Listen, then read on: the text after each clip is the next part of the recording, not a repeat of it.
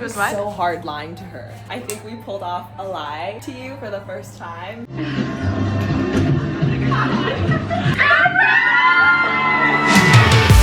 got me so bad, you make it all slow down, not getting closer, you're killing me. You thought it's over, I'm waking alone now, not getting closer. I knew that it was.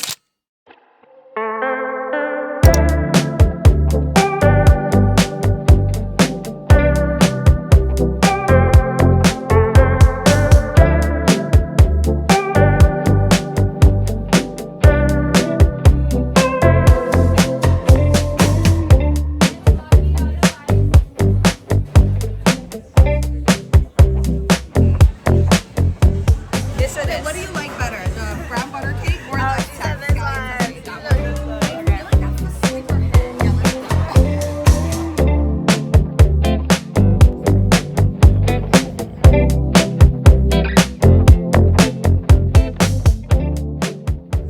Wait, let's try it.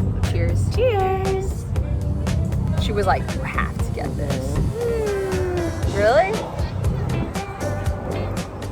It's so good. Oh my god. I give that like a 9 out of 10. Agree? It's like a 10 out of 10. The ending is so chewy too. That's the texture I really like. I love my chocolate. Yummy.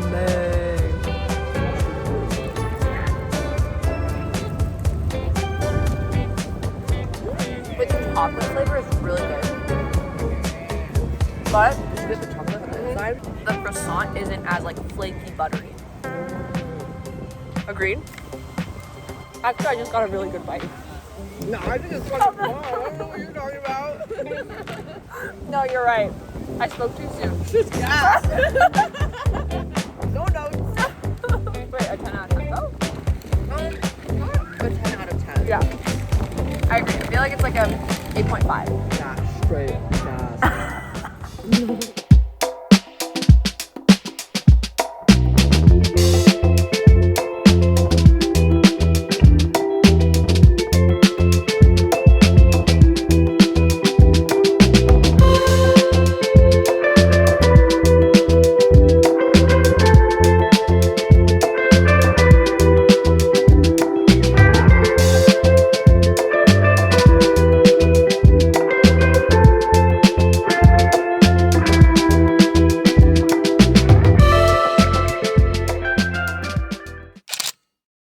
Hey guys, tonight I'm gonna be having a wine night with my friend that I haven't seen in quite some time. So we're just gonna be catching up over some wine in the Lower East Side. Of course, I'm super excited to know what she's been up to. Also share some new updates in my own life as well. If you have watched my previous videos, you know that I've been putting myself out there, going on dates here and there, and reflecting on that and navigating my singlehood in my late 20s has been really interesting. And so I thought I would just, sit down and kind of share what I've been learning with you guys as I get ready. But really quickly, before we get into the lessons that I've been learning, I want to put you on and introduce you to some new makeup products that I've been absolutely loving these days. It really needs its own section, so commercial break.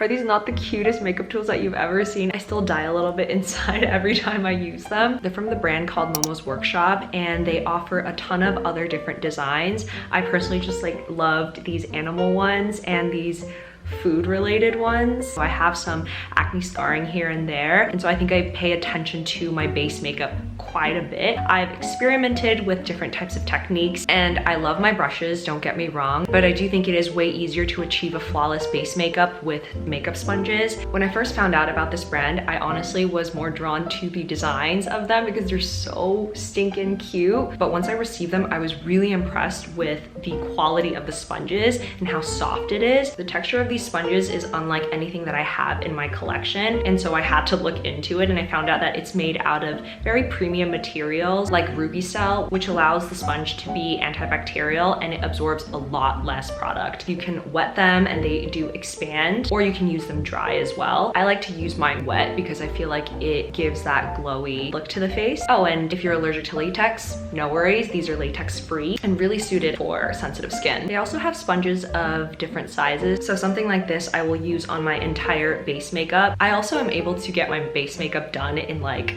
15 seconds because of how large the surface area is, but you can also get into more detailed areas of your face using the smaller sponges. This one is really good for like little corners, and I feel like shapes like these two you can use for blushes. Look at that, it fits right underneath your eye. And they also have powder sponges. This one's like a little dog, and this one has shorter fur, so you can use it for your powder blushes. There's this triangular onigiri one, and you can use that to get into like very detailed areas of your face. I like to use these to set my foundation with my powders. And lastly, I love how portable they are. They all come with these little cases, especially when you're traveling. You take your makeup in a makeup box, and with these sponges, you kind of just like throw it in with the rest of your makeup. It's just not sanitary, and it has holes on the back so that if they are a little bit damp, it still has a bit of airflow. You want to talk about labubus? You want to talk about little bag charm? This is my bag charm. It's a mini mascara and a powder puff. If you are interested in purchasing any of these products, you can find them at momosworkshop.com, and you can also use my code Michelle15 for 15% off. They just make putting on makeup that much more enjoyable. Anyways, let's get back to the dating lessons. Now, one of the many ways that I have been dating is of course through the apps. And I feel like one of the discouraging comments that I hear really often is that the apps are brutal. I mean, especially if you're in New York, they say it's truly the worst dating scene. And I don't know if that's the most helpful mindset to have. I think having things like the app where it's so much more accessible to see what type of people are out there, you expect some type of easiness because it's at the palm of your hands. I think what happens is people look at the apps and they don't see a ton of people that they are attracted to and immediately get super discouraged. But I'm also like, the apps are reflective of what you see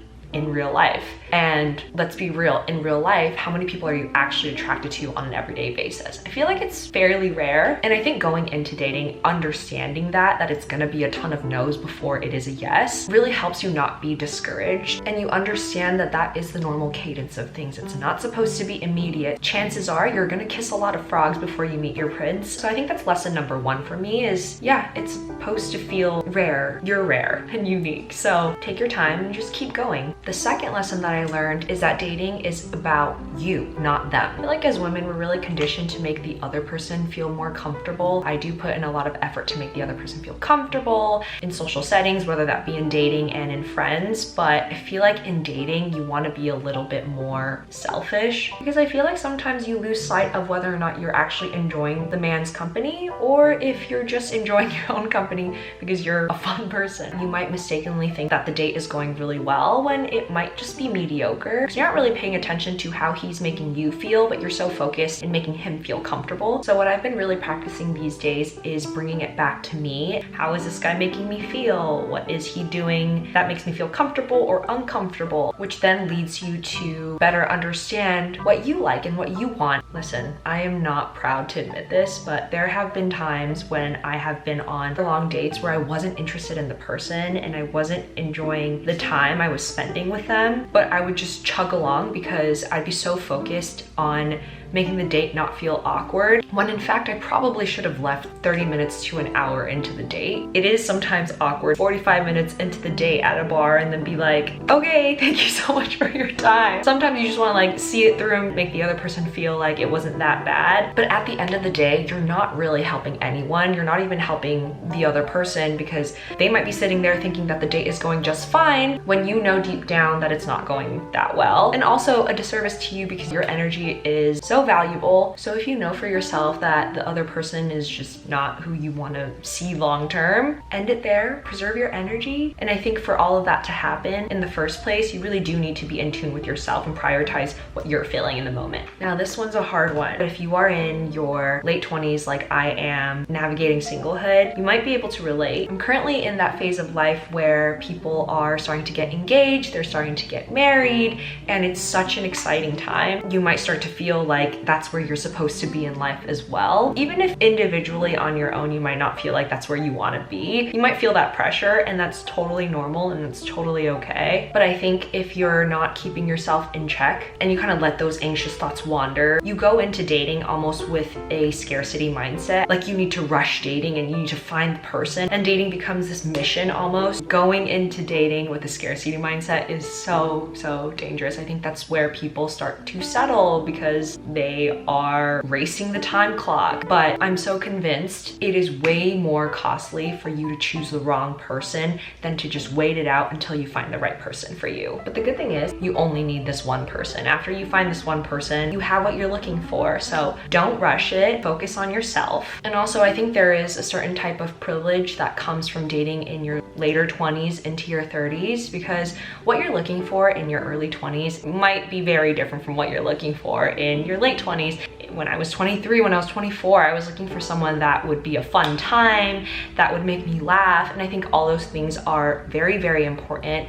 But I don't think that I was really thinking about the things that I wanted long term. This person that I know I'm gonna potentially grieve loss with, and this person that I'm going to be navigating a ton of hardships and highs. And there are some things that I do know that I want, but I know that there are also going to be things that I'm gonna learn along the way, and that's a privilege, and that's an exciting part of this journey. So in case you were feeling a little discouraged about dating and being single or newly single in your late 20s and 30s, I hope that this was helpful in some type of way and we can all relate and share our journey, maybe in the comment section. Anyways, thank you so much for coming to a TED Talk. And if you are going through it, just know we're going through it together. At least we have each other.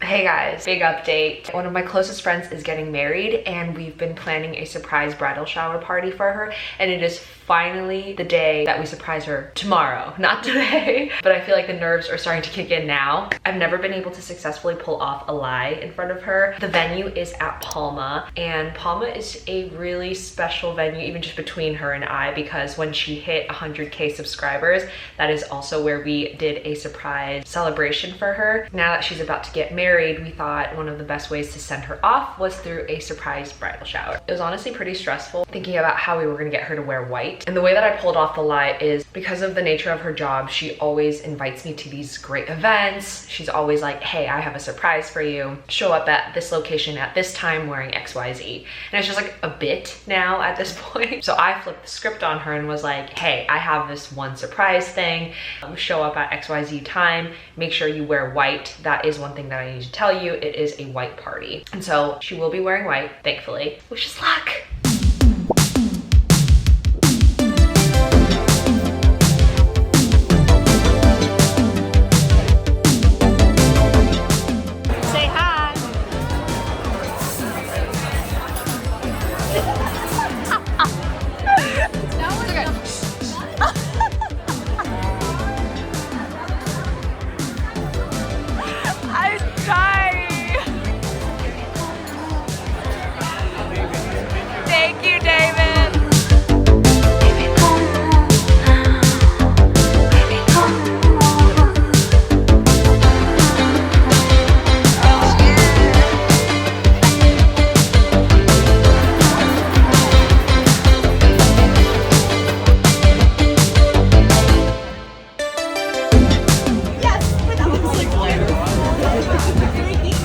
I thought it was gonna light up.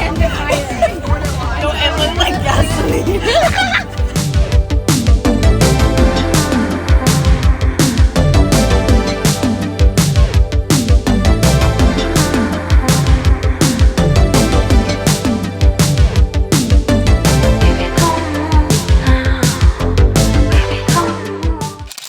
Alright guys, it is D-Day. I have to admit, I'm a little hungover because I went out with her yesterday. And we came back home at like 2 a.m. But but we made it. Got up, showered, dolled up. I'm about to head out to go pick up a bouquet of flowers from one of her favorite florists. It was ordered by her fiance, which is super, super sweet. We're gonna head over to the venue a little bit earlier to set things up, make sure everything is good to go. Wish us luck. And Lois, if you're watching this, we love you.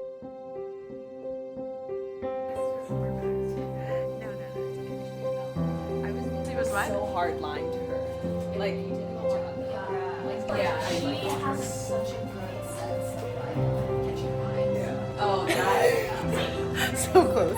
But yeah, I just Thank you for everything you do for us. So just a little surprise for you, and I hope you are surprised. happy bridal shower.